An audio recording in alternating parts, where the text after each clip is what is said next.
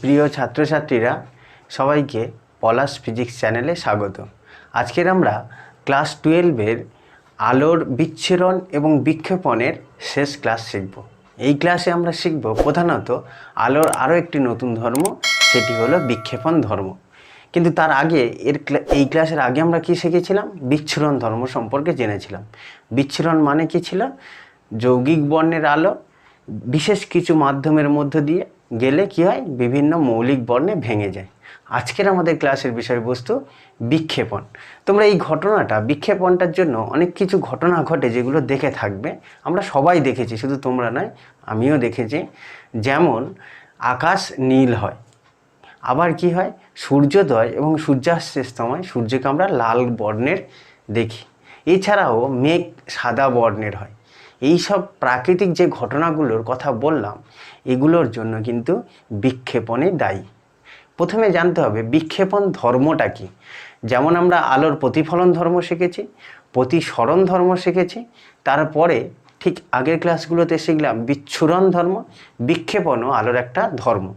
এই ধর্মটা আমাদের ভালো করে জানার আরও একটা কারণ হচ্ছে, এই ধর্মটা আবিষ্কার করে আলোর বিক্ষেপণ ধর্মের ওপর গবেষণা করেছিলেন চন্দ্রশেখর ভেঙ্কট রমন। চন্দ্রশেখর ভেঙ্কট রমন ভারতীয় ফিজিসিস্ট ছিলেন, পদার্থবিজ্ঞানী ছিলেন। তিনি এই আলোর বিক্ষেপণের ওপর গবেষণা করে নোবেল পুরস্কার পেয়েছিলেন 1930 সালে। উনি গবেষণাটা করেছিলেন, গবেষণাপত্র প্রকাশিত হয়েছিল 1928 সালে, নোবেল পুরস্কার পেয়েছিলেন 1930 সালে। সিভি রমন, যেটাকে আমরা বলি রামন কিয়া, সেটা সম্পর্কেও খানিকটা ছোট্ট একটি ধারণা আমাদের সিলেবাসের মধ্যে অন্তর্ভুক্ত আছে, সেটা আলোচনা করা হবে। কিন্তু তার আগে বলি বিক্ষেপণ কি। খুব সহজ কথায় বলতে গেলে বিক্ষেপণ মানে আলোর গতিপথের পরিবর্তন। বিক্ষেপণ কথার অর্থ হচ্ছে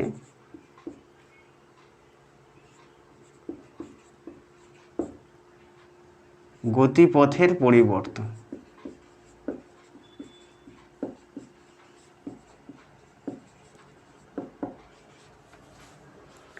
তাহলে বলতে পারো স্যার এটা তো প্রতিসরণ হবে না। প্রতিসরণের মতো নয়। প্রতিসরণ হলে কি হয়, মাধ্যম থেকে আরেকটা মাধ্যমে প্রবেশ করলে গতিপথ পাল্টায়। এখানটা গতিপথের পরিবর্তন কেমনভাবে ঘটে, ধরো একটা উদাহরণ হিসেবে বলি, সূর্য থেকে যখন আলোকরশ্মি আসে কি হয়, বায়ুমণ্ডল ভেদ করে পৃথিবী পৃষ্ঠে এসে পৌঁছায়। ধরো এটাই হচ্ছে বায়ুমণ্ডল, পৃথিবী পৃষ্ঠের উপর এরকম বায়ুমণ্ডল আছে। আলোকরশ্মি যখন সূর্য থেকে আসবে কি হবে, এই বায়ুমণ্ডল ভেদ করে পৃথিবী পৃষ্ঠে এসে পৌঁছাতে হবে। তো এবার বায়ুমণ্ডল যখন ভেদ করে পৃথিবী পৃষ্ঠে এসে পৌঁছাতে চাইছে, মাঝখানে কি হচ্ছে দেখো, বায়ুর এই যে কণা, এই যে ক্ষুদ্র ক্ষুদ্র কণা, বায়ুমণ্ডলের মধ্যে বিভিন্ন গ্যাসীয় পদার্থের অণু আছে, বিভিন্ন কণা আছে, সেগুলো অতিক্রম করার পর তবে কিন্তু পৃথিবী পৃষ্ঠে এসে পৌঁছাতে পারছে। এখন এই ক্ষুদ্র ক্ষুদ্র কণা যাদের আকার, অর্থাৎ বায়ুমণ্ডলে এমন কিছু কণা আছে তো যাদের আকার আলোর তরঙ্গ দৈর্ঘ্যগুলোর তুলনায় কম। কণার আকার কি হচ্ছে, এই আলোর, সূর্যের আলোতে যে তরঙ্গ দৈর্ঘ্য আছে তাদের থেকে কম বা তাদের মতো, নিয়ার ইকুয়াল টু। কী হয় যেন, সেই সব কণাগুলো এই তরঙ্গগুলোকে বিভিন্ন দিকে ছড়িয়ে দেয়। প্রকৃতপক্ষে ঘটনাটা কি ঘটে, এই কণাগুলো, এই যে ক্ষুদ্র ক্ষুদ্র কণাগুলো আছে তার মধ্য দিয়ে, সব কণা নয় কিন্তু, যে কণাগুলোর আকার তরঙ্গ দৈর্ঘ্যের তুলনায় ছোট বা তরঙ্গ দৈর্ঘ্যের প্রায় সমান, কি হয়, আলোক রশ্মি এরকম আসার সময়, আলোক রশ্মি বলার চেয়ে এখানটায় আরও বিস্তৃতভাবে বলতে গেলে আলোক তরঙ্গ আসার সময় এই কণাগুলোর সঙ্গে কি হবে, ধাক্কা খাবে।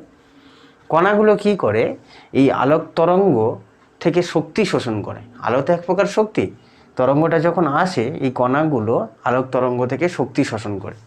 প্রত্যেকটা কণা, অসংখ্য কণা আছে তো, এই কণাগুলো তরঙ্গ থেকে শক্তি শোষণ করে বা আলোক শক্তি শোষণ করে। এবার আলোক শক্তি শোষণ করে কি করবে, পরে দেখা যায় এই কণাগুলো ফের নতুন করে তরঙ্গটা চারিদিকে ছড়িয়ে দেয়। দেখো, আলোক তরঙ্গ শোষণ করার পর নিজেরাই আবার তরঙ্গটাকে ছড়িয়ে দিচ্ছে। এই ঘটনাকে বলা হচ্ছে আলোর বিক্ষেপণ। দেখ, তাই বলছি বিক্ষেপণ কথার অর্থ কি? গতিপথের পরিবর্তন। কেন? দেখো, এই যে তরঙ্গটা, এটা ছিল আপাতিত তরঙ্গ। আপাতিত তরঙ্গটা কি হলো?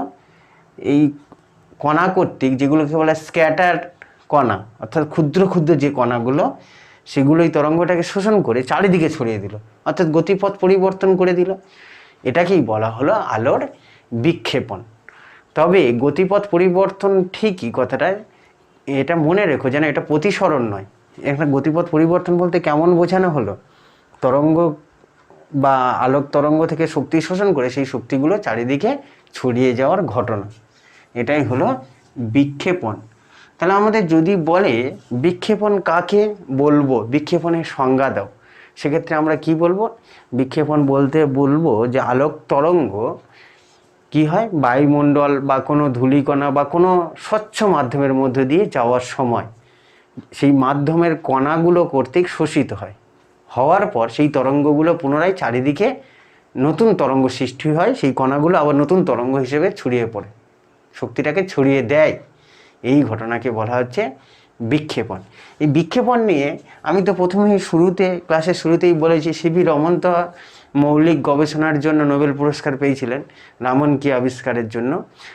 কিন্তু বিক্ষেপণ নিয়ে আরও যদি কারোর কথা আরেকজনের বলতে হয়, সেটা হচ্ছে র্যালে বলে বাংলে, র্যালের পরীক্ষা। র্যালে একটা পরীক্ষা করেছিলেন। এই র্যালের বিক্ষেপণের সূত্র আমরা একটু পড়বো, আর র্যালে কি পরীক্ষা করেছিল সেটা একটু বোঝার চেষ্টা করব। তাহলে আশা করি তোমরা বিক্ষেপণ মানে বুঝতে পেরেছো। কি বিচ্ছুরণ? হচ্ছে বর্ণ বিচ্ছুরণ, বর্ণ বিভিন্ন মৌলিক বর্ণে ভেঙে যাওয়া। আর বিক্ষেপণ হচ্ছে গতিপথটা বিক্ষিপ্ত হয়ে যাওয়া, যেদিকে যেতে চাইছিল সেদিকে না গিয়ে চারিদিকে ছড়িয়ে পড়ছে।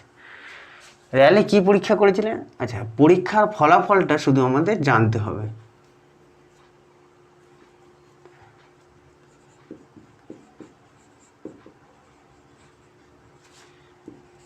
র্যালের বিক্ষেপণ সূত্র সম্পর্কে একটু জানব।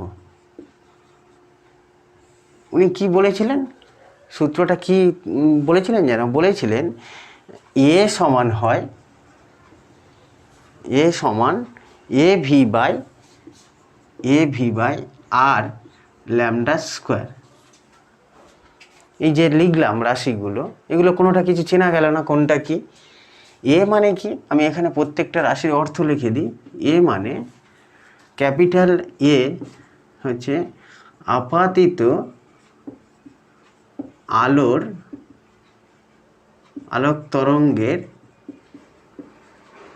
বিস্তার। আরটা কি?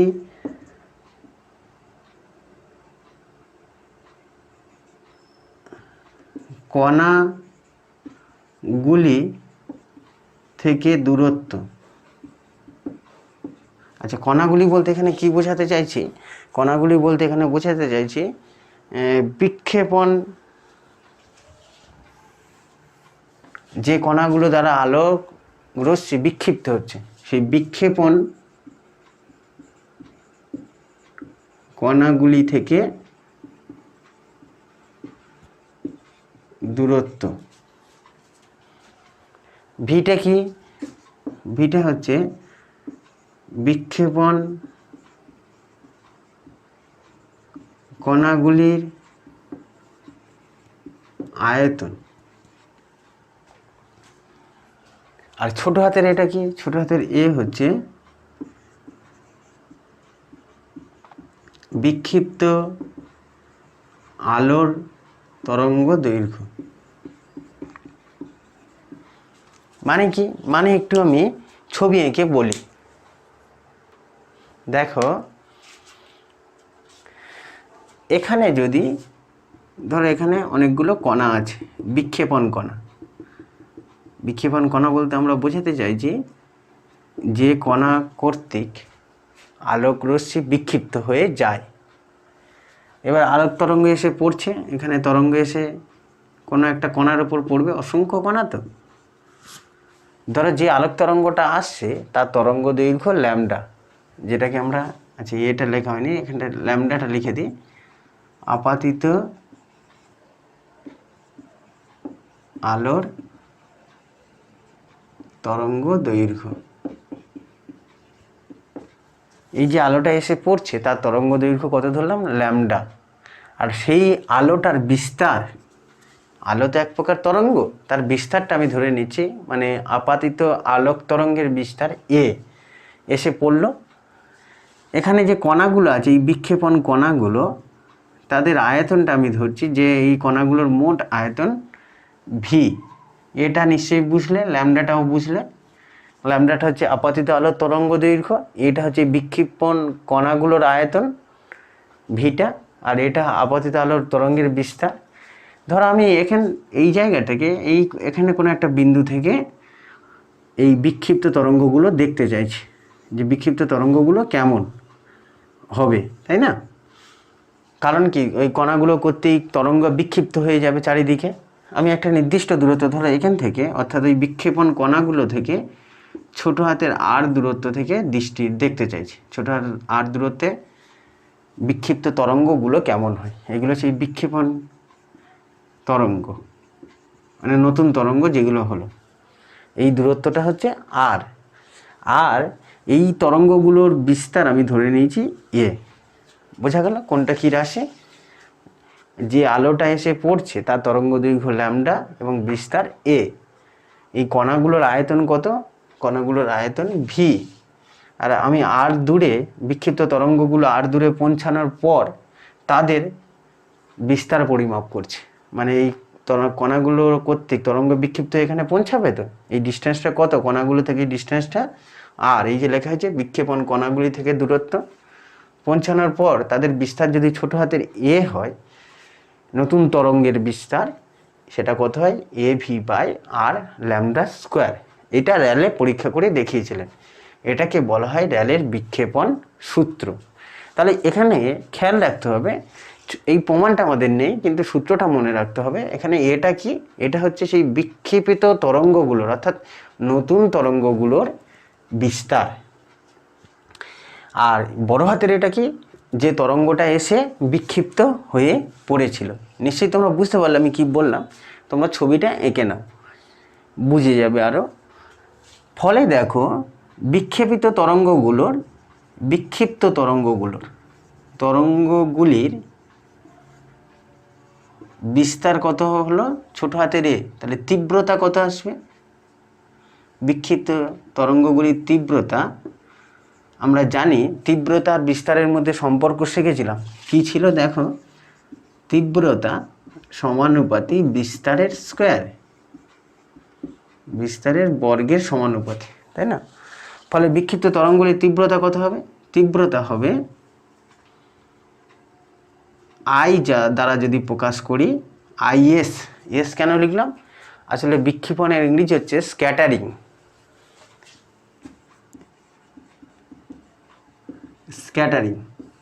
স্ক্যাটারিংয়ের এস বর্ণটা নেওয়া হয়েছে। অর্থাৎ বিক্ষিপ্ত তরঙ্গগুলির তীব্রতা কী হবে? তীব্রতা সমানুপাতি হবে ওদের বিস্তারের বর্গের সঙ্গে সমানুপাতি। এই যে বিক্ষিপ্ত তরঙ্গগুলোর বিস্তার তো আমি এ ধরে নিয়েছিলাম, তাহলে আইএস সমানুপাতি এস স্কোয়ার। ফলে দেখো আমরা আইএস সমানুপাতি লিখতে পারি, যেহেতু এই সমীকরণ থেকে, মূল সমীকরণ থেকে আমরা দেখতে পাচ্ছি এ সমানুপাতি কত, ল্যামডা স্কোয়ার। ফলে আইএস সমানুপাতি কত, 1/λ⁴। এটাকে বলে বিক্ষেপণের সূত্র, র্যালের বিক্ষেপণ সূত্র। বিক্ষেপণ সূত্রটা কি বলছে দেখো, যে আলোক তরঙ্গ কতটা বিক্ষিপ্ত হবে, মানে কতটা চারিদিকে ছড়িয়ে পড়বে, সেটা তরঙ্গ দৈর্ঘ্যের চতুর্থ ঘাতের ব্যস্তানুপাতি হয়। তরঙ্গ দৈর্ঘ্যের, যার যত তরঙ্গ দৈর্ঘ্য বেশি, তার বিক্ষেপণের তীব্রতাটা তত কম। ওই জন্য আমরা দেখি লাল বর্ণের আলোর তরঙ্গ দৈর্ঘ্য সর্বাধিক হওয়ার জন্য লাল বর্ণের আলোর বিক্ষেপণের তীব্রতা কম। এটাই হলো র্যালের বিক্ষেপণ সূত্র। তবে অবশ্যই খেয়াল রাখবে, এই সূত্রগুলি বা এই সূত্র দুটি, এই একটা সূত্র আর এটা একটা সূত্র, এই দুটো সূত্র তখনই প্রযোজ্য যখন এই কণাগুলো, বিক্ষেপণ কণাগুলোর আকার আলোর তরঙ্গ দৈর্ঘ্যের সঙ্গে তুলনীয় হবে, তখনই কিন্তু প্রযোজ্য। তাছাড়া কিন্তু অন্যত্র প্রয়োগ করা যাবে না। তাহলে আমাদের যদি বলে র্যালের বিক্ষেপণ সূত্র বলতে এটাই বলবো যে বিক্ষেপণের তীব্রতা, আলোক তরঙ্গের বিক্ষেপণের তীব্রতা তরঙ্গ দৈর্ঘ্যের চতুর্থ ঘাতের ব্যস্তানুপাতিক। একটু লিখে দিই, তোমাদের তো এগুলো লেখা হয়ে গেছে। তবে যেন রায়ালে এখানে বলেছিলেন যে এই যে আলোক তরঙ্গের বিক্ষেপণ হচ্ছে, অর্থাৎ একটা তরঙ্গ গিয়ে অন্য তরঙ্গ দৈর্ঘ্য পাওয়া যাবে কি, মানে এই যে আমি ছবিটা মুছে ফেললাম এখনই, এই বিক্ষেপণ কণাগুলো, এবার এই তরঙ্গ দৈর্ঘ্য, এই আলোক তরঙ্গটা গেল, যাওয়ার পর নতুন তরঙ্গ পাচ্ছে এইসব, এখানে তরঙ্গ দৈর্ঘ্য ল্যামডা হলে এদের তরঙ্গ দৈর্ঘ্য কি আলাদা হবে, ল্যামডা 1 ল্যামডা 2 হবে? উনি বলেছিলেন না, না মানে এই যে বিক্ষেপণের ফলে আলোক তরঙ্গের, অর্থাৎ মূল যে তরঙ্গ আর নতুন যে তরঙ্গ হচ্ছে, এদের তরঙ্গ দৈর্ঘ্যের বা কম্পাঙ্কের কোনো পরিবর্তন ঘটে না। তাহলে কিসের পরিবর্তন ঘটে? কেবলমাত্র তীব্রতার পরিবর্তন ঘটে, কেবলমাত্র চারিদিকে ছড়িয়ে পড়ে। এই যে ফর্মুলাটা আমরা দেখলাম, বিস্তারের সম্পর্ক ছিল না, বিস্তারটা পাল্টে দেয়, ছোট হাতের এর সমান কি এটা বের করলাম, লিখেছিলাম, বিস্তার পাল্টে যায়, ফলে তীব্রতা পরিবর্তন ঘটে, কিন্তু কম্পাঙ্ক বা তরঙ্গ দৈর্ঘ্যের কোনো পরিবর্তন হয় না, উনি বলেছিলেন। এটা পরবর্তীকালে আইনস্টাইন বলছে, আমাদের চন্দ্রশেখর ভেঙ্কট রমন, উনি পরীক্ষা করে দেখিয়েছিলেন না, কম্পাঙ্কেরও পরিবর্তন ঘটে। সেই জন্য তো সেইটা আর একটা নতুন অংশ হিসেবে পরিচিত, রমন কিয়া। কিন্তু আমরা যেহেতু র্যালের সূত্র বলছি, র্যালের সূত্র থেকে বলতে পারি, মানে র্যালের মত অনুযায়ী বলতে পারি, বিক্ষেপণের ফলে কম্পাঙ্কের বা তরঙ্গ দৈর্ঘ্যের কোনো পরিবর্তন হয় না। আর বিক্ষেপণের সূত্র কখন প্রযোজ্য? যখন কণাগুলোর আকার আলোর তরঙ্গ দৈর্ঘ্যের সঙ্গে তুলনীয়। ফলে আমরা এখানে লিখতে পারি, দেখো, বিক্ষেপণের তীব্রতা, এই সূত্রটাকে, এই যে গাণিতিক সমীকরণটাকে প্রকাশ করছে। বিক্ষেপণের তীব্রতা আলোর তরঙ্গ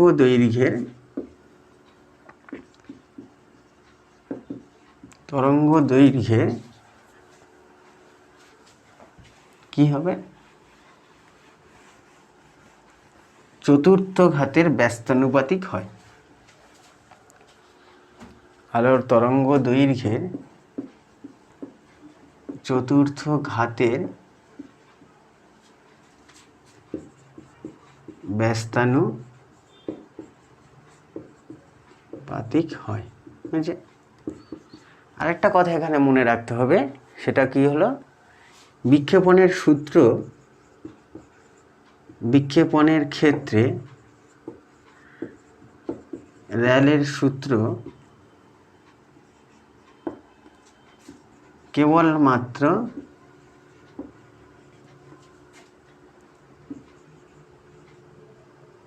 তখনই প্রযোজ্য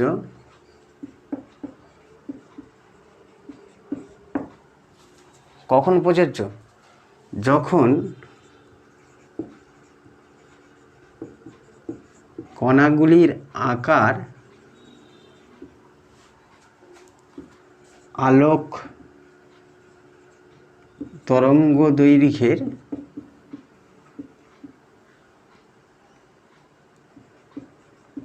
প্রায় সমান বা ছোট বা ক্ষুদ্র, আকার যখন ক্ষুদ্র হবে। আরেকটা জিনিস এখানে মনে রাখতে হবে, র্যালের সূত্রানুসারে কি হয়, বিক্ষেপণের ফলে, র্যালের সূত্রানুসারে কি বলতে পারি,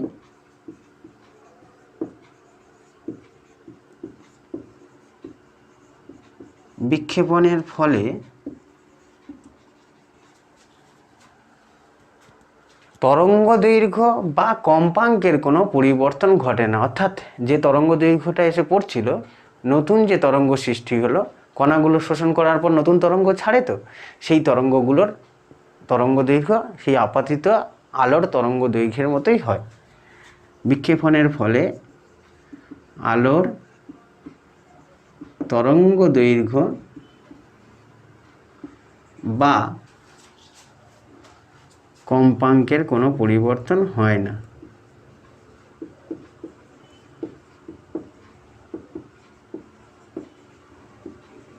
এটা খেয়াল রাখবে, র্যালের মত অনুসারে কিন্তু পরে দেখানো গিয়েছিল যে কম্পাঙ্ক বা তরঙ্গ দৈর্ঘ্যের পরিবর্তন ঘটে, সেটা রামন দেখিয়েছিলেন পরীক্ষা নিরীক্ষা করে। হলো। তাহলে বিক্ষেপণ কি, বিক্ষেপণ সংক্রান্ত র্যালের সূত্র আশা করি বুঝতে পেরেছ কি হলো। এখান থেকে কিছু প্রশ্ন দেয়, যে আমি কয়েকটা প্রশ্নের একটু ব্যাখ্যা করে দিই, যে প্রশ্নগুলো সাধারণত পরীক্ষায় পড়ে, তার আগে এগুলো তোমরা লিখে নাও। কী প্রশ্ন করে, যে আকাশ নীল বর্ণের হয় কেন? পরিষ্কার আকাশ অবশ্যই, যদি মেঘ থাকে তো হবে না। বা সূর্যোদয় বা সূর্যাস্তের সময় সূর্যকে আমরা লাল বর্ণের দেখি কেন? এই প্রশ্নগুলো তোমরা সবাই পরিচিত, শুধু একটু আলোচনা করে দেবো। তার লেখা হয়ে গেছে। আকাশ নীল বর্ণের কেন? পরিষ্কার আকাশ। আসলে কি হয়, আমরা যদি দৃশ্যমান বর্ণগুলোর দিকে লক্ষ্য করি, এর আগের ক্লাসেই আমরা শিখেছিলাম যে দৃশ্যমান বর্ণগুলোর মধ্যে বেগুনি বর্ণে তরঙ্গ দৈর্ঘ্য সবচেয়ে কম, লাল বর্ণে তরঙ্গ দৈর্ঘ্য সবচেয়ে বেশি। এইভাবে একটা সিরিজ আছে, শ্রেণী, বেগুনি, তারপরে ইন্ডিগো মানে আকাশি, ব্লু নীল, এইভাবে পরপর পরপর অরেঞ্জ, ইয়েলো, লাস্টে আসে রেড। আগের দিন বর্ণগুলো লিখেছিলাম। কি হয় যেন, সূর্য থেকে যখন আলোকরশ্মি আসে, ধরো এটা হচ্ছে পৃথিবী পৃষ্ঠ, এটা পৃথিবীর উপরিতল, এর উপরে বায়ুমণ্ডল আছে এরকম, তাই তো, অনেকটা দূরত্ব পর্যন্ত বায়ুমণ্ডল বিস্তৃত। এবার সূর্য থেকে যখন আলোকরশ্মি না বলে এখানে তরঙ্গ হিসেবে বিচার করা আরও ভালো হবে, কারণ আলোকে আমরা তরঙ্গ হিসেবেও ধরতে পারি। আলোক তরঙ্গ এসে যখন পড়ছে মাঝখানে, এখানে কিন্তু পৃথিবী পৃষ্ঠের কিছু দূর পর্যন্ত বায়ুমণ্ডল থাকে, তার উপরে তার বায়ুমণ্ডল থাকেই না, তাই আমি আর ওপরে কিছুটা আঁকলাম না। আলোক তরঙ্গ এসে এই বায়ুমণ্ডল ভেদ করে যখন পৃথিবী পৃষ্ঠে পৌঁছাতে চায়, দেখো বায়ুমণ্ডলে যেই প্রবেশ করবে, বায়ুমণ্ডলের এই যে ক্ষুদ্র ক্ষুদ্র কণা করতে কি হবে, বিক্ষিপ্ত হয়ে যাবে, চারিদিকে ছড়িয়ে পড়বে। আর বিক্ষেপণের তীব্রতা র্যালের সূত্র অনুসারে কি হয়, ল্যামডার চতুর্থ ঘাতের ব্যস্তানুপাতি হয়। অর্থাৎ যার তরঙ্গ দৈর্ঘ্য বেশি সে তত বিক্ষিপ্ত হয়ে যায়।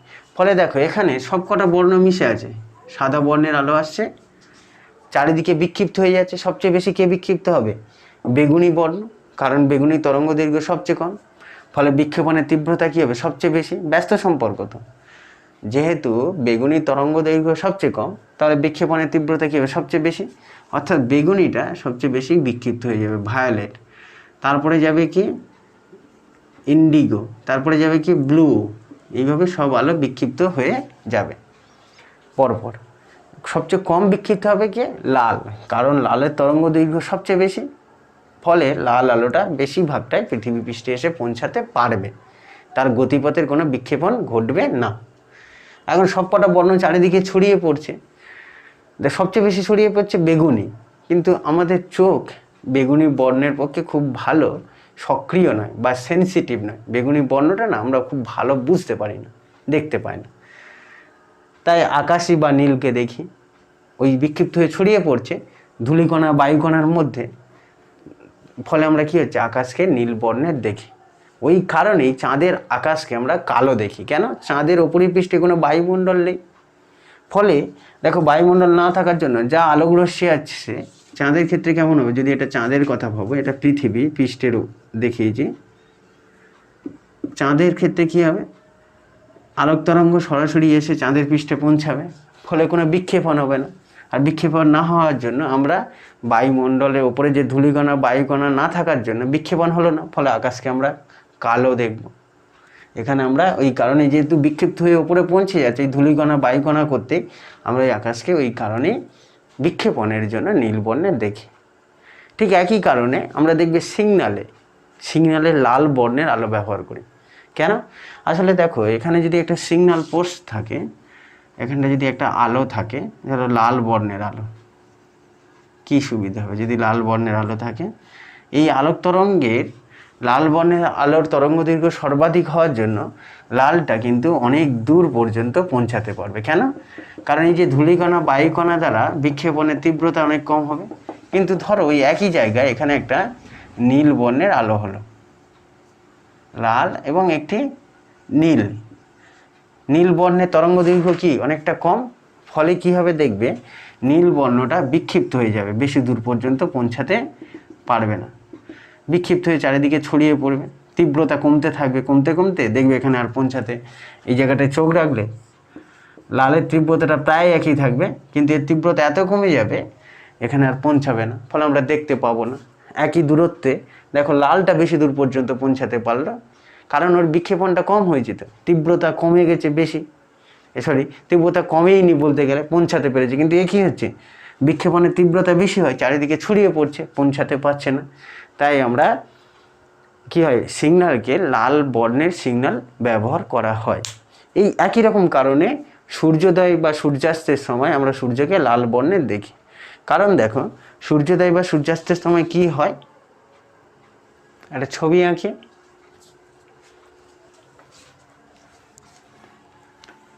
দিনের অন্য সময় সূর্যকে কিন্তু আমরা সাদা বর্ণেরই দেখি, সূর্যোদয় বা সূর্যাস্তের সময় কি হয় দেখ, তার জন্য আমাদের দুটোই ব্যাপার বুঝতে হবে। ধরো এটা হচ্ছে পৃথিবী পৃষ্ঠ, আর এখানে কি আছে, পৃথিবী পৃষ্ঠের ওপরে বায়ুমণ্ডল আছে, বায়ুমণ্ডল মোটামুটি 500 কিলোমিটার পর্যন্ত আছে, তার উপরেও আছে কিন্তু ঘনত্ব খুবই কম, তাই না? এইগুলো আমি বায়ুর কণা এঁকেছি। এখন দেখো যখন সূর্য ঠিক দুপুরবেলার কথা ভাবো, সূর্য ঠিক, আমরা এটা পৃথিবী পৃষ্ঠ, এই জায়গাটায় ঘরবাড়ি আছে, তাই না, মানুষজন আছে, ঘরবাড়ি আছে এই জায়গাটা। সূর্য যখন দিনের বেলায় ঠিক মাথার ওপর থাকে তখন আলোক তরঙ্গ এই দূরত্বটুকুনি অতিক্রম করলেই কিন্তু আমাদের চোখে এসে পৌঁছাতে পারে বা পৃথিবী পৃষ্ঠে এসে পৌঁছাতে পারে, এই দূরত্বটুকুনি অতিক্রম করলে। কিন্তু যখন সূর্য অস্ত যায়, দিগন্ত রেখার দিকে চলে যায়, অস্ত যাওয়া মানে কি দিগন্ত রেখার দিকে যাবে, তখন দেখো আলোক তরঙ্গকে আমার চোখে এসে পৌঁছাতে গেলে আরও বেশি দূরত্ব অতিক্রম করতে হচ্ছে, এতটা, এখানে এতটা দূরত্ব, কিন্তু এক্ষেত্রে দেখো মাত্র এইটুকুনি দূরত্ব অতিক্রম করলে হয়ে যাচ্ছে, তাই না? বায়ুমণ্ডলের মধ্যে দিয়ে অল্প দূরত্ব অতিক্রম করছে। কিন্তু সূর্যোদয় বা সূর্যাস্তের সময়, অর্থাৎ সূর্য যখন দিগন্ত রেখার কাছাকাছি থাকছে, তখন দর্শকের চোখে এসে পৌঁছাতে কী হচ্ছে, অনেকটা পথ অতিক্রম করতে হচ্ছে, ফলে অন্যান্য তরঙ্গগুলো কী হচ্ছে, বিক্ষিপ্ত হয়ে চলে যাচ্ছে, বিক্ষেপিত হচ্ছে। যেহেতু তরঙ্গ দৈর্ঘ্যদের কম, তাই বিক্ষেপণের মাত্রাটা বেশি, অনেকটা পথ ভেদ করে আসছে, তো সব ছড়িয়ে বিক্ষিপ্ত হতে হতে এখানে লাল বর্ণের এসে পৌঁছায় আমাদের চোখে, লাল বর্ণের এসে পৌঁছাচ্ছে, তাই আমরা সূর্যকে লাল বর্ণের দেখছি। আমরা কোনো বস্তুকে সেই বর্ণের দেখি যে বস্তু থেকে যে বর্ণটা আমার চোখে এসে পৌঁছায়। এই যে তোমরা আমার জামাটাকে অরেঞ্জ কালারে দেখছো, এটা কারণ কি, জামা থেকে অরেঞ্জ কালারের আলোটা তোমার চোখে গিয়ে পৌঁছাচ্ছে, আলো আসছে, উৎস থেকে আলো এসে আমার জামার ওপর পড়েছে, তার মধ্যে ও কি করছে, এই জামাটা কেবলমাত্র লাল বর্ণ, এই অরেঞ্জ কালারেরটাকে প্রতিফলন করে দিচ্ছে, আর সেই অরেঞ্জ কালারটা তোমার চোখে পৌঁছাচ্ছে বলেই তুমি জামাটাকে অরেঞ্জ দেখছো। ঠিক একই রকমভাবে সূর্য থেকে সব আলোকরশ্মি, সব বর্ণের আলো আসছে, কিন্তু এখানে সব বর্ণের আলো আসছে, কিন্তু যেই বায়ুমণ্ডল ভেদ করতে চাইছে, বায়ুর কণাগুলো কর্তৃক বিক্ষিপ্ত হয়ে যাচ্ছে অন্যান্য বর্ণগুলো, কারণ তাদের তরঙ্গ দৈর্ঘ্য তুলনামূলক কম, লাল বর্ণের আলোটা কী হচ্ছে, কম বিক্ষিপ্ত হচ্ছে, ফলে চোখে এসে বেশিটাই পৌঁছাচ্ছে, তাই আমরা সূর্যকে লাল দেখছি। আর দিগন্ত রেখার ক্ষেত্রে এই ঘটনাটা বেশি বোঝা যায় কেন, কারণ দিগন্ত রেখায় যখন সূর্য থাকে, বা সোজা কথায় বলতে গেলে যখন সূর্য অস্ত যায় বা সূর্য যখন উদয় ঘটে, তখন তো অনেকটা পথ অতিক্রম করে আসতে হচ্ছে বায়ুমণ্ডলের মধ্যে দিয়ে, দেখো এখান থেকে এতটা পথ, ফলে তখন বিক্ষেপণটা আরও ভালো বেশি ঘটে। কিন্তু দুপুরবেলার দিকে অল্প, ঠিক দিগন্ত মাথার ওপর থাকে তো অল্প পথ ভেদ করে চলে আসতে পারে, তাই আমরা ওই তফাৎটা ধরতে পারি না। বোঝা গেল?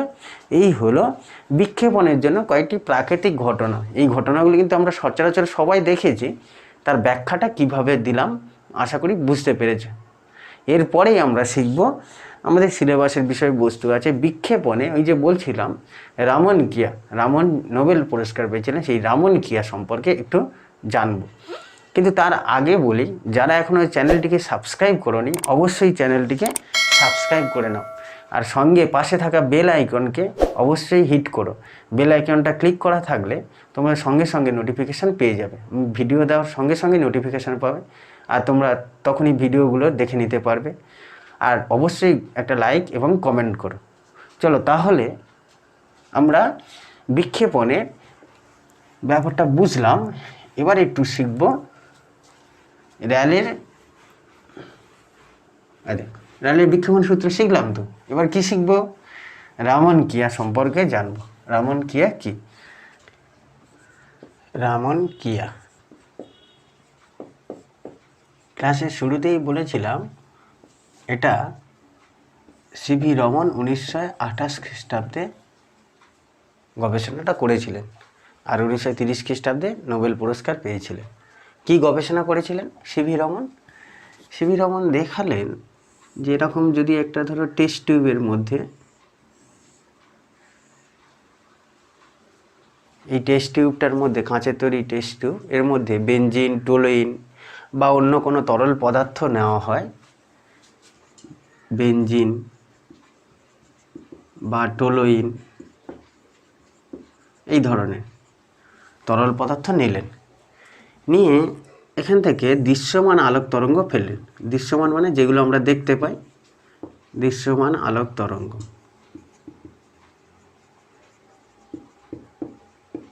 আলোক তরঙ্গ ওই টেস্ট টিউবের মধ্যে দিয়ে যে বেনজিন বা টোলুইন বিভিন্ন তরল পদার্থ আছে, সেই তরল পদার্থ অতিক্রম করে এপারে নির্গত হবে। এবার এই তরল পদার্থ অতিক্রম করে নির্গত হওয়ার সময় দেখা যায় যে তরঙ্গগুলো নির্গত হচ্ছে, সেই তরঙ্গগুলোর মধ্যে এই যে তরঙ্গ দৈর্ঘ্যের আলোকরশ্মি পাঠানো হয়েছিল সেটা তো আছে, তার থেকে কম তরঙ্গ দৈর্ঘ্য এবং বেশি তরঙ্গ দৈর্ঘ্যের আলোক তরঙ্গ পাওয়া যাচ্ছে। এটাকেই উনি বলেছিলেন রামন ক্রিয়া। তাহলে কি দাঁড়ালো? দেখো, একটা নির্দিষ্ট তরঙ্গ দৈর্ঘ্যের বিকিরণ বা আলোক তরঙ্গ বিশেষ কিছু তরল পদার্থের মধ্যে দিয়ে অতিক্রম করে যাওয়ার সময় সেই আলোক তরঙ্গটা সঙ্গে কী হয়, দেখা যায় মূল তরঙ্গতর থাকে, অতিক্রম করে যেগুলো নির্গত হচ্ছে তার মধ্যে মূল তরঙ্গতর থাকছে, তাছাড়াও তার থেকে কম তরঙ্গ দৈর্ঘ্য এবং বেশি তরঙ্গ দৈর্ঘ্যের বর্ণালী উপস্থিত থাকছে। এটাকেই বলা হয় রামন ক্রিয়া। তবে একটা কথা খেয়াল রাখবে, চোখ কিন্তু এখানে রাখলে হবে না, ওই কম তরঙ্গ দৈর্ঘ্য বেশি তরঙ্গ দৈর্ঘ্যের বিকিরণ এখান থেকে দেখা যাবে না। কিভাবে চোখ রাখতে হবে? এই যে বেনজিন বা টোলুইন যে তরল পদার্থ না হয়েছে, যে টেস্ট টিউবের মধ্যে বা যে পাত্রের মধ্যে, তার সঙ্গে লম্বভাবে তাকাতে হবে, অর্থাৎ এইভাবে দেখতে হবে। বেনজিন বা টোলুইনের দিকে লম্বভাবে তাকিয়ে দেখতে হবে, এখান থেকে চোখ রেখে দেখতে হবে। তখনই দেখা যায় ওই তরঙ্গটা, যে মূল তরঙ্গ পাঠিয়েছিলাম তার সঙ্গে সঙ্গে কম এবং বেশি তরঙ্গ দৈর্ঘ্যের বিকিরণ নির্গত হচ্ছে। এটাকে বলে রামন ক্রিয়া। যদিও বিজ্ঞানী রামন প্রথমে তরল বা গ্যাসীয় তরল পদার্থের ক্ষেত্রে দেখিয়েছিলেন, পরে দেখা গেল শুধু তরল পদার্থের মধ্যে দিয়ে নয়, কঠিন বা গ্যাসীয় পদার্থের মধ্যে দিয়ে গেলেও এ একই ঘটনা ঘটছে।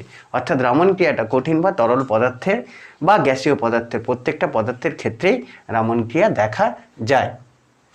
তাহলে রামন ক্রিয়ার ফলে কি হলো? দেখো, রামন ক্রিয়ার ফলে মূল তরঙ্গ তো পাচ্ছি, মূল তরঙ্গ দৈর্ঘ্য পাচ্ছি। মূল তরঙ্গ দৈর্ঘ্য মানে কি, যে আলোক তরঙ্গটা পাঠিয়েছিলাম সেটা তো পাচ্ছি এই বিক্ষিপ্ত তরঙ্গের মধ্যে বা এই তরল পদার্থের মধ্যে অতিক্রম করার সময় কী হয় জানো? প্রকৃতপক্ষে এখানে তো তরল পদার্থের অণুগুলো আছে, এই তরল পদার্থের অণুগুলো আছে। এবার এই অণুগুলোর মধ্যে দিয়ে অতিক্রম করার সময়ও বিক্ষিপ্ত হয়ে যাচ্ছে। আর বিক্ষেপণ ঘটনাটা তো আমরা শিখলাম। মূল তরঙ্গ দৈর্ঘ্য পাচ্ছি, তার সঙ্গে কী হয়, কম তরঙ্গ দৈর্ঘ্য আবার তার থেকে বেশি তরঙ্গ দৈর্ঘ্যের বিকিরণ পাই, বেশি তরঙ্গ দৈর্ঘ্যের বিকিরণ পাই। বুঝছে? কম তরঙ্গ দৈর্ঘ্যের যে বিকিরণগুলো পাচ্ছি তার নাম দেয়া হলো স্টোকস রেখা। বিজ্ঞানীর নাম অনুসারে স্টোকস রেখা।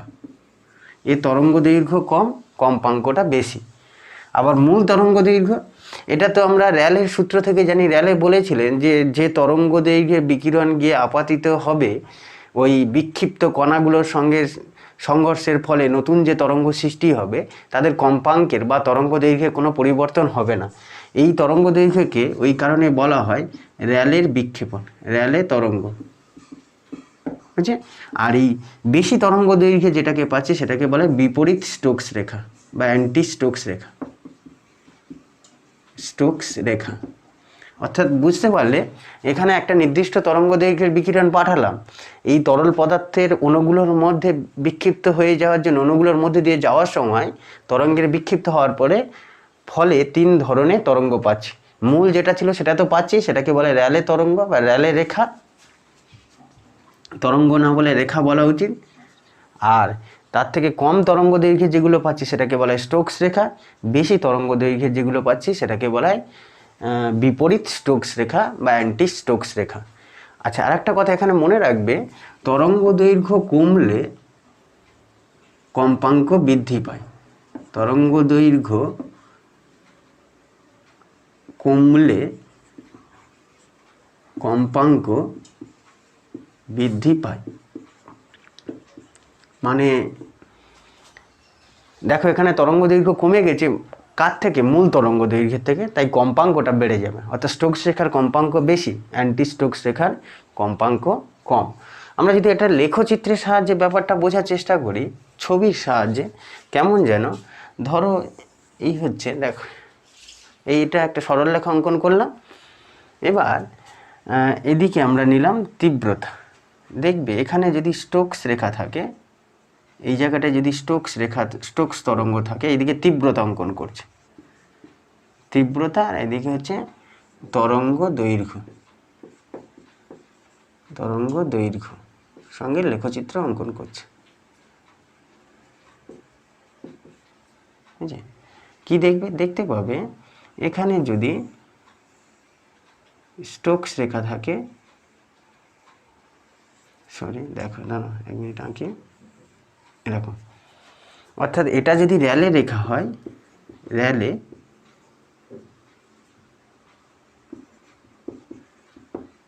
রেখা হয়, এটা হবে কি? স্টোকস রেখা, যেহেতু তরঙ্গ দৈর্ঘ্য কম, স্টোকস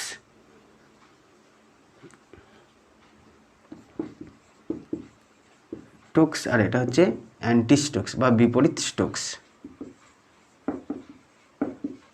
মানে আমরা তরঙ্গ দৈর্ঘ্যের সঙ্গে যদি তীব্রতার লেখচিত্র অঙ্কন করি, এইরকম একটা লেখচিত্র দেখা যায়। আরও একটা গুরুত্বপূর্ণ ঘটনা যদি দেখা যাবে এই মূল তরঙ্গ দৈর্ঘ্যের থেকে স্টোকস রেখার পার্থক্য, তরঙ্গ দৈর্ঘ্যের পার্থক্য যা, অর্থাৎ স্টোকস রেখা এবং র্যালে রেখা তরঙ্গ দৈর্ঘ্যের পার্থক্য যা হয়, আবার র্যালে রেখা ও বিপরীত স্টোকস রেখা তরঙ্গ দৈর্ঘ্যের পার্থক্য তাই হয়। অর্থাৎ আমরা বলতে পারি র্যালে রেখা থেকে বিপরীত স্টোকস রেখা বিয়োগ করলে যা আসবে তরঙ্গ দৈর্ঘ্যের পার্থক্যটা, এটাও তাই আসবে। এটাকে বলা হয় রামন চ্যুতি। রামন চ্যুতি তাহলে কি দাঁড়ালো? রামন চ্যুতি মানে তরঙ্গ দৈর্ঘ্যের পার্থক্য কার? স্টোকস রেখা। আচ্ছা, আমরা এটাকে র্যালে রেখার কম্পাঙ্ককে μ0 ধরলাম, এর কম্পাঙ্ককে μ1 আর এটাকে μ2, কম্পাঙ্ক নিউ দ্বারা লিখলাম। তাহলে রামন চ্যুতি কি? রামন চ্যুতি বলছে কম্পাঙ্কের পার্থক্য, তাই না? রামন চ্যুতি কম্পাঙ্কের পার্থক্য, এর কম্পাঙ্কটা কি? তরঙ্গ দৈর্ঘ্য কম, স্টোকস রেখা তরঙ্গ দৈর্ঘ্য কম কার থেকে? মূল তরঙ্গের থেকে, ফলে কম্পাঙ্ক বেশি, অর্থাৎ পার্থক্য তো নিউ মাইনাস μ0, এটাকে বলে ডেল্টা নিউ। একই রকমভাবে এর ক্ষেত্রে কী হবে দেখো, এর ক্ষেত্রে হবে μ0 মাইনাস μ2, এটাও ডেল্টা নিউ, অর্থাৎ এই দুটো একই হবে, পার্থক্য দুটো একই হবে। এটাকে বলে রামন চ্যুতি। এখন আমাদের এইটুকুনি জানলেই মোটামুটি আমাদের সিলেবাস কমপ্লিট, মানে রামন ক্রিয়া এইটুকুনি জানলে আমাদের হয়ে যাবে। তবু আর একটা জিনিস জানতে হয় যে রামন ক্রিয়ার কারণ কি, অর্থাৎ এই কম তরঙ্গ দৈর্ঘ্য এবং বেশি তরঙ্গ দৈর্ঘ্য কীভাবে পাচ্ছি সেটার ব্যাখ্যা যদি একটু বলি, অর্থাৎ রামন ক্রিয়ার ব্যাখ্যাটা যদি একটু বোঝার চেষ্টা করি, কেমন হবে দেখো। আসলে র্যালে বলেছিলেন কি যে মূল তরঙ্গ দৈর্ঘ্য ছাড়া অন্য কোনো পাওয়া যায় না, কিন্তু আমাদের চন্দ্রশেখর ভেঙ্কটরমন এসে সেটা দেখালেন না, তার থেকে কম এবং বেশিও পাওয়া যায়। হ্যাঁ, যেটা বলছিলাম রামন ক্রিয়ার ব্যাখ্যা, রামন ক্রিয়ার ব্যাখ্যাটা কি তার আগে বুঝতে হবে রামন ক্রিয়ায় কী হয়েছিল। কোনো তরঙ্গ গিয়ে কিছু তরল পদার্থের মধ্যে বা গ্যাসীয় পদার্থের মধ্যে দিয়ে অতিক্রম করার সময় বিক্ষিপ্ত হয়ে গিয়ে অন্য তরঙ্গ দৈর্ঘ্য একই তরঙ্গ দৈর্ঘ্য পাচ্ছি, তার থেকে কম এবং বেশি তরঙ্গ দৈর্ঘ্যে বিকিরণ পাচ্ছিল। এখানে যে তরঙ্গটা যাচ্ছে অর্থাৎ আপাতিত তরঙ্গে আমরা ধরে নিই প্রত্যেকটা তরঙ্গের মধ্যে অসংখ্য ফোটন কণা আছে, অর্থাৎ তরঙ্গগুলি ফোটন কণার সমষ্টি হিসেবে ধরা হয়। বিকিরণকে তরঙ্গ না বলে বিকিরণকে ফোটন কণার সমষ্টি ধরা হয়। ধরো আপাতিত বিকিরণের শক্তি আমরা কত ধরি জানো? আপাতিত বিকিরণের প্রতিটি ফোটনের শক্তি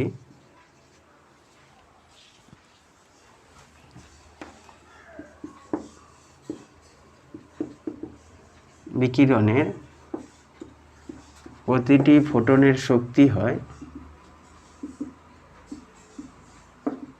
এইচ নিউ। এবার কি হয়, এই বিকিরণটা গিয়ে তরল বা গ্যাসীয় পদার্থের মধ্যে দিয়ে যেতে চাইছে, যাওয়ার সময় কী হবে, এই তরল বা গ্যাসীয় পদার্থের অণুগুলোর সঙ্গে এই ফোটন কণার সংঘর্ষ হবে। এখন তরল বা গ্যাসীয় পদার্থের বা বিক্ষিপ্ত কণাগুলি তরল বা গ্যাসীয় পদার্থের কণাগুলির সঙ্গে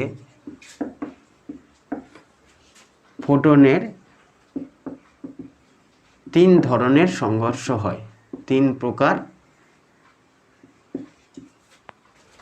সংঘর্ষ ঘটে।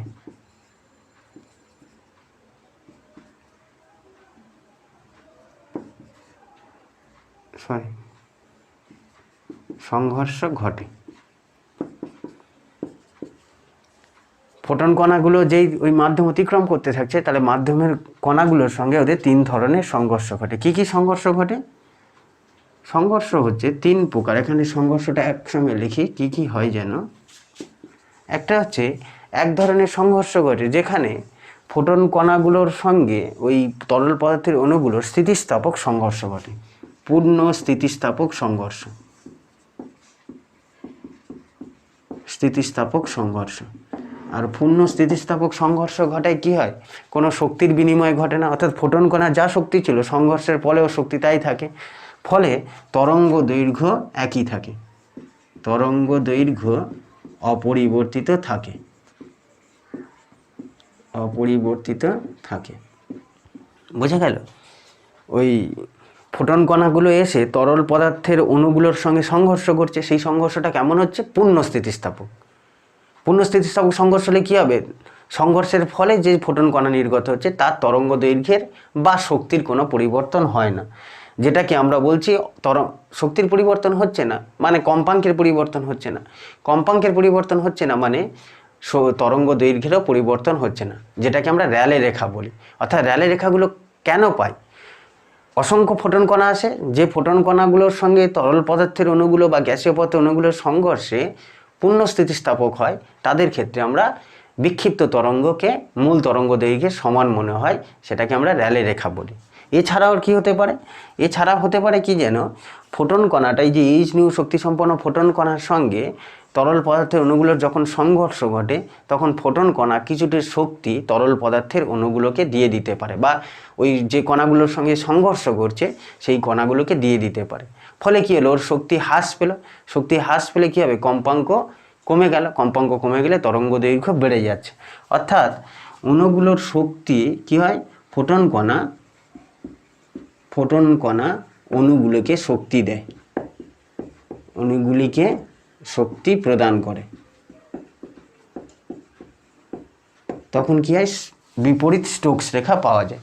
আবার কি হতে পারে, আবার অনেক ক্ষেত্রে হয় যে ওই তরল বা গ্যাসীয় পদার্থের অণুগুলি আগে থেকে উচ্চ শক্তি স্তরে ছিল, আর উচ্চ শক্তি স্তরে থাকার জন্য যেই ওদের সঙ্গে ওই কণাগুলোর সংঘর্ষগুলো, কোন কণা, ফোটন কণা, অলরেডি গ্যাসীয় পদার্থের কিছু সংখ্যক অণু বা তরল পদার্থের কিছু সংখ্যক অণু উচ্চ শক্তি স্তরে ছিল, তাদের সঙ্গে এই যে বাইরে থেকে তরঙ্গ যাচ্ছে অর্থাৎ ফোটন কণা যাচ্ছে সংঘর্ষে, সময় দেখা যায় ওরাই কিছুটা শক্তি ফোটন কণাকে দিয়ে দেয়। ফলে ফোটন কণার শক্তি বেড়ে যায়। শক্তি বেড়ে যায় মানে কি হয়, কম্পাঙ্ক বেড়ে যায়। কম্পাঙ্ক বেড়ে যাওয়া মানে তরঙ্গ দৈর্ঘ্য কমে যাচ্ছে। তাহলে কণাগুলো কর্তৃক কণাগুলি আবার কি করতে পারে, কণাগুলি ফোটন কণাকে শক্তি দিতে পারে, কণাকে শক্তি প্রদান করতে পারে। কেন দেয়? তারা অলরেডি কিছু সংখ্যক কণা থাকে যারা উচ্চ শক্তি স্তরে থাকে, ফলে ওদের সঙ্গে সংঘর্ষ যখন ঘটে ওরা শক্তিটা দিয়ে দেয়, দিলে কী হবে, বিকিরণের শক্তি বেড়ে গেল, শক্তি বেড়ে গেল মানে কম্পাঙ্ক বাড়লো, কম্পাঙ্ক বাড়লো মানে তরঙ্গ কমলো, অর্থাৎ এখানে আমরা স্টোকস রেখা পাই। এক্ষেত্রে যখন এই ঘটনাটা ঘটে তখন আমরা স্টোকস রেখা পাই, স্টোকস রেখা। এখানে কি পাই, বিপরীত স্টোকস রেখা, তোমরা দেখতে পাচ্ছ, হ্যাঁ এখানে আমরা কি পাই, বিপরীত স্টোকস রেখা, বিপরীত স্টোকস। কিন্তু যখন সংঘর্ষটা পূর্ণ স্থিতিস্থাপক হয় তখন কি হয়, তখন র্যালে রেখা পাই। বুঝতে পারলে, মানে ফোটন কণাগুলো এসে, এই যে আমি ছবিটা এঁকেছিলাম আর একবার এঁকে দেখাই,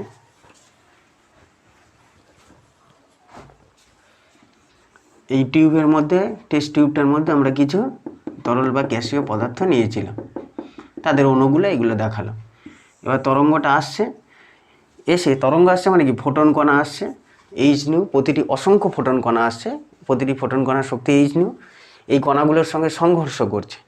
সংঘর্ষের ফলে যদি সংঘর্ষটা পূর্ণ স্থিতিস্থাপক সংঘর্ষ ঘটে তখন কি হবে, মূল তরঙ্গ দৈর্ঘ্যটা পাবে, অর্থাৎ ল্যামডা এলে ল্যামডাই পাবে। কিন্তু সংঘর্ষের সময় যদি কণাগুলো, অর্থাৎ এই তরল পদার্থের বা গ্যাসীয় পদার্থের অণুগুলো যদি শক্তি প্রদান করে তখন আমরা স্টোকস রেখা পাবো, স্টোকস রেখা। আর যদি ফোটন কণাগুলো ওই তরল বা গ্যাসীয় পদার্থের কণাগুলোকে শক্তি দেয় তখন আমরা বিপরীত স্টোকস রেখা পাবো। এই হলো বিক্ষেপণের কারণ ব্যাখ্যা করা হলো খানিকটা। গাণিতিকভাবে এর প্রমাণ আছে, যেটা আমাদের পরীক্ষায় পড়ে না, সিলেবাসের বিষয়বস্তুও নয়। আশা করি খানিকটা বুঝতে পারলে র্যালের বিক্ষেপণ কী। আর একটা জিনিস জানতে হয়, র্যালের বিক্ষেপণের ব্যবহারিক প্রয়োগ, মানে আমরা র্যালের বিক্ষেপণটা বা র্যালের বিক্ষেপণ বলছি, রামন কিয়ার ব্যবহারিক প্রয়োগ। রামন কিয়া কী কাজে ব্যবহার করায়, অণু পরমাণুর আণবিক গঠন জানতে গেলে কিন্তু রামন কিয়া জানতে হয়। অণুর গঠন জানতে গেলে, পরমাণুর গঠন জানতে গেলে রামন কিয়া থেকে জানা যায়। অর্থাৎ কী হয় যেন, ওই সব পদার্থে, যে পদার্থের আণবিক গঠন জানতে চাইবে সেই পদার্থের মধ্যে তরঙ্গ দৈর্ঘ্য পাঠাবো, তরঙ্গ দৈর্ঘ্য পাঠালে বিক্ষিপ্ত যে তরঙ্গ পাবো তার মধ্যে কেমন কেমন কম্পাঙ্কের বা তরঙ্গ দৈর্ঘ্য পাচ্ছি সেগুলো বিশ্লেষণ করে আমরা পদার্থটার পারমাণবিক বা আণবিক গঠন সম্পর্কে জানতে পারি। এই হলো তোমাদের আলোর বিক্ষেপণ। আলোর বিক্ষেপণ সম্পর্কে আমরা বুঝলাম। পরের ক্লাসে আমরা কিন্তু আবার নতুন একটা অধ্যায় শুরু করব, সেটা হচ্ছে আলোকীয় যন্ত্র। কয়েকটি আলোকীয় যন্ত্রের নাম তোমরা জানো, দূরবীক্ষণ, অণুবীক্ষণ, সেগুলো সম্পর্কে বিস্তৃত আলোচনা করব। প্রকৃতপক্ষে এতদিন আমরা আলোর ধর্মগুলো জানলাম, এর পরের ক্লাস থেকে আমরা আলোর ধর্মের ব্যবহারিক প্রয়োগ জানব, যেই ধর্মটাকে ব্যবহার করে আমরা যেসব যন্ত্রপাতি তৈরি করি সেগুলো জানব। তাহলে পরের ক্লাসে দেখা হচ্ছে, ভালো থেকো।